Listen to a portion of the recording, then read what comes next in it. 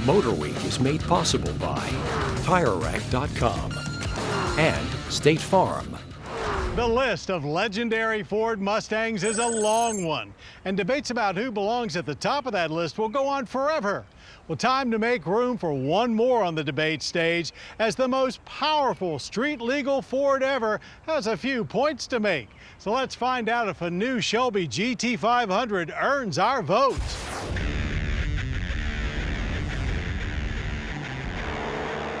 You may not realize that the Shelby GT500 has been missing from the Ford Mustang lineup for 6 years.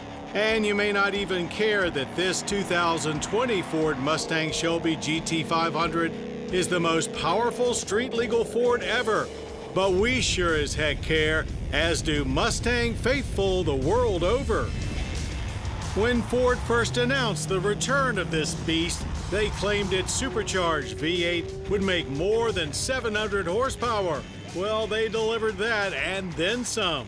Yes, it starts out as the same dual overhead cam, aluminum 5.2-liter flat plane crank V8 as found in the GT350.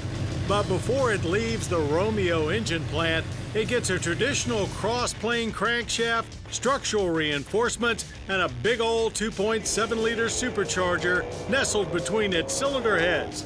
The results are 760 horsepower and 625 pound-feet of torque.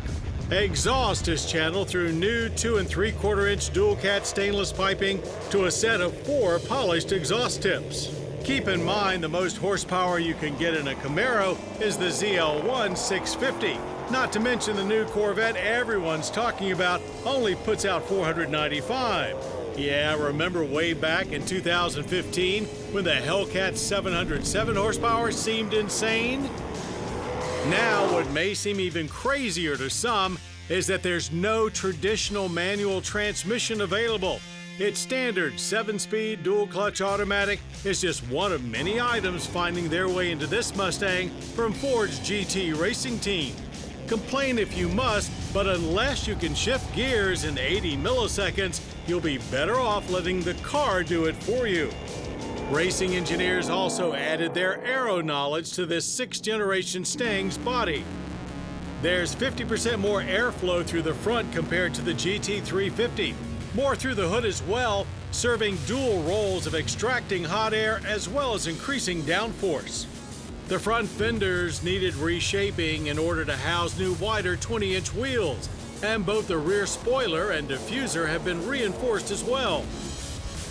The carbon fiber track package swaps that spoiler for an adjustable wing, adds a front splitter with wickers and an integrated dive plane, and upgrades the wheels themselves to, you guessed it, carbon fiber. Inside the cockpit is a standard 12-inch full-color LCD gauge cluster, but most other major departures from regular Mustang fare are optional. They include carbon fiber trim, suede materials, and Recaro racing seats. And of course, there's no shifter sticking out of the console, just a small rotary dial with manual shift paddles mounted on the steering wheel.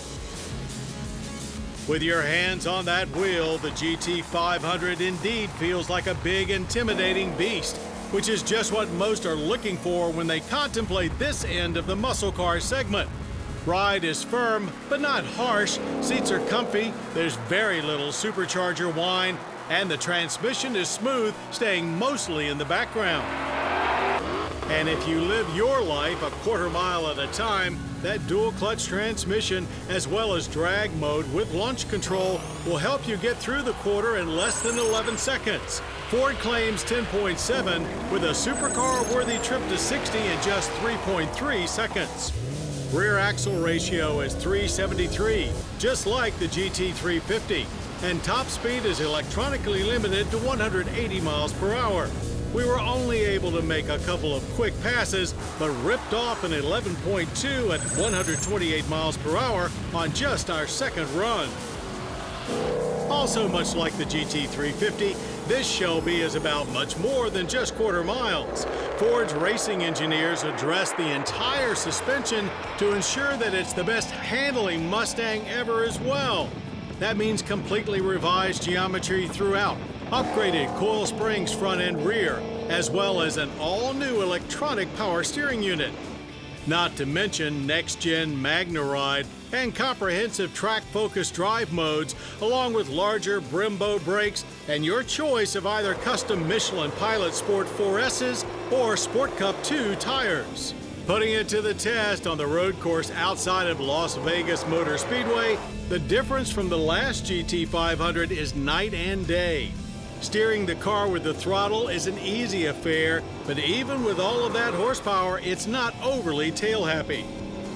Lots of grip from the Michelins, and brakes performed extremely well.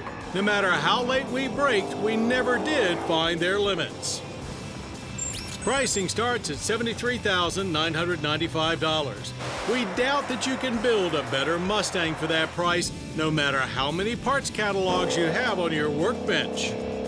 Time will tell where this 2020 Shelby GT500 falls on the list of exceptionally entertaining Ford Mustangs, but its place in our oil-pumping hearts is secure. It will take Ford and everyone else a long time to top it.